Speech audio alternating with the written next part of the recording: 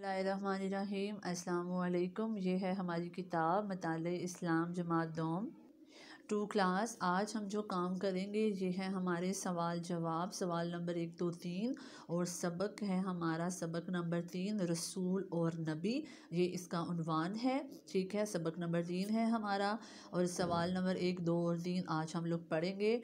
ये देखें, यहाँ सवाल नंबर 1 है, अल्लाह ताला ने इंसानों की हिदायत और रहनुमाई के लिए किन को भेजा? तो इसका जवाब है अल्लाह ताला ने इंसानों की हिदायत और रहनुमाई के लिए रसूल और नबी भेजे।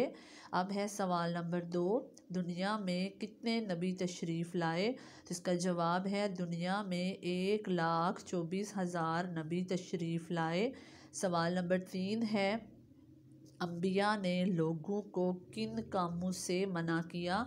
तो इसका जवाब है अंबिया ने लोगों को बुरे कामों से मना किया। तो 2 क्लास ये था हमारा आज का मताला इस्लाम का काम, सबक नंबर 3 उन्वान रसूल और नबी।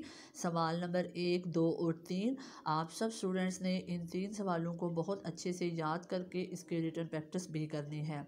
तो 2 क्लास यही था हमारा आज का काम। आप सब स्टूडेंट्स अपना बहुत ख्याल रखिएगा। अल्लाह हाफिज़।